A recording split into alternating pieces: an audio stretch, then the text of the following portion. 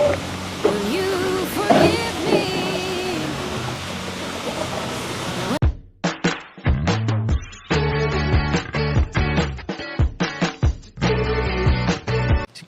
Si Kuya Jens, ano yun, reactor natin yan.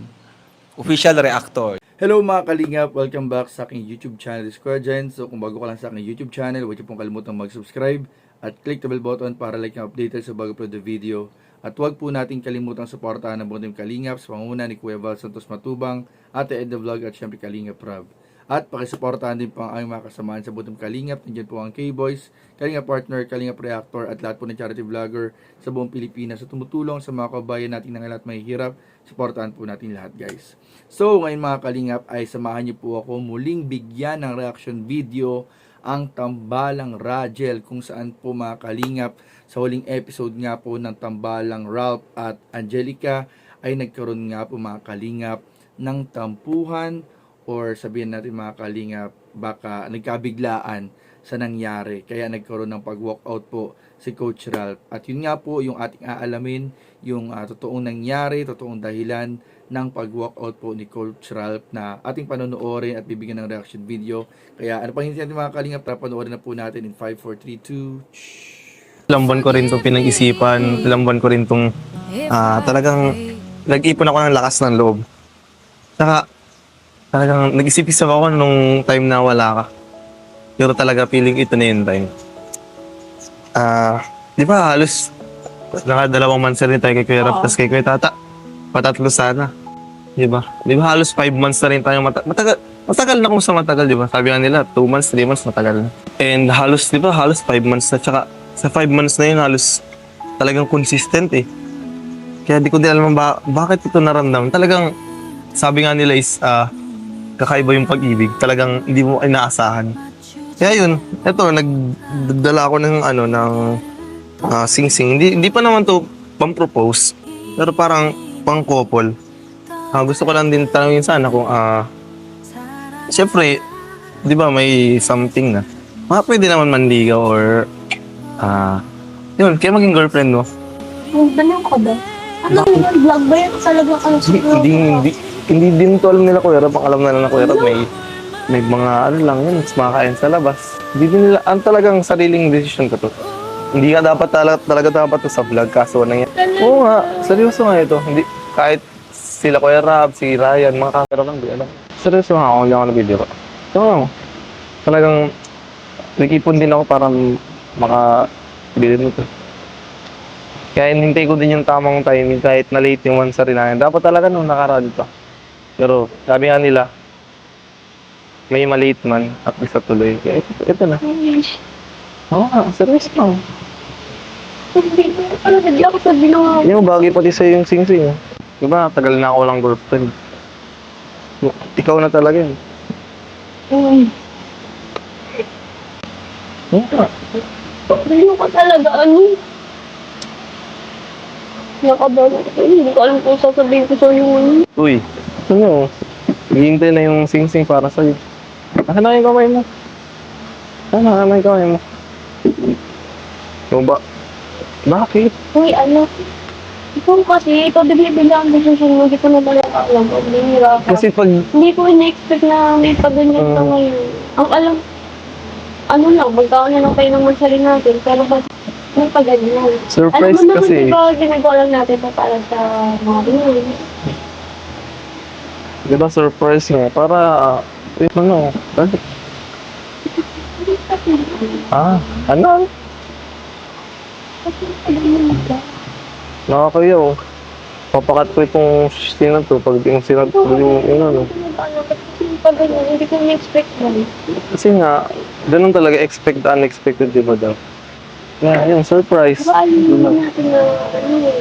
Hindi, sabihin natin, kahit promise ring lang ba? Uy, bago ka talaga. Bakit? Kasi, Grabe. Ano eh? hindi ko alam. Hindi ko alam yung sasabihin sa'yo. Nabigla ako sa ganyan eh. Doon sa sinabi mo na gusto mo ako maging girlfriend o nandiligan ka. Bakit? Pwede nga yun. Diba? Pwede ka naman mag-aaral habang nangliligaw ako. Multitasking na lang. Uy, yun o. Na, kahit para sa vlog lang o. Para hindi na masira yung mansa rin natin. Okay, okay lang yun. Kaya kung hindi tayo ng video, naman lang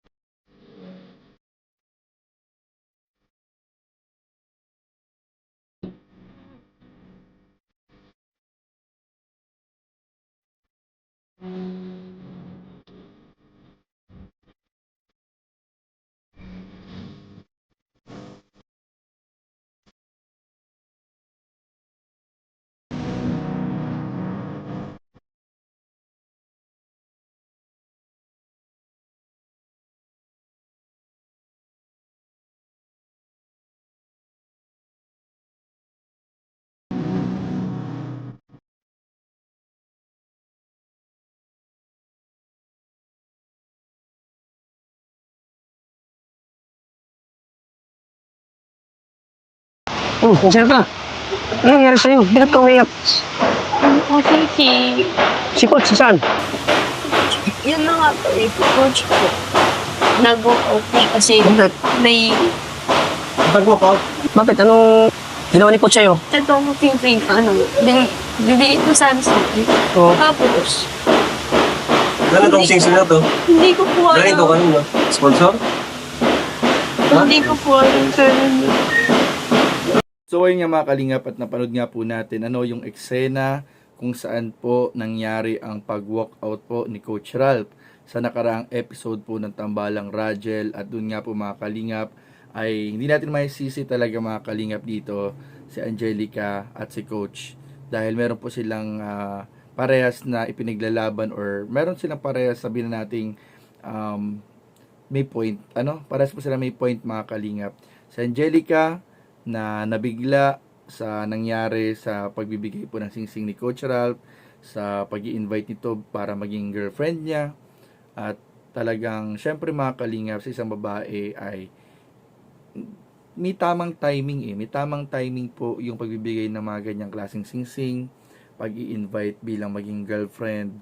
At ayun nga po mga kalingap, yun yung pong kinagulat po ni Angelica, na alam naman po natin na si Angelica din po bilang isa sa mga tumutulong sa kanyang pamilya ay pinapriority rin po yung kanyang pag-aaral at yung pagtulong ng Team Kalingap na kanyang pinapahalagahan. Pero hindi natin pwedeng masisi dito si Coach Ralph, dahil kitang-kita naman po natin kay Coach Ralph kung gaano niya kamahal si Angelica, kung gaano siya kaseryoso.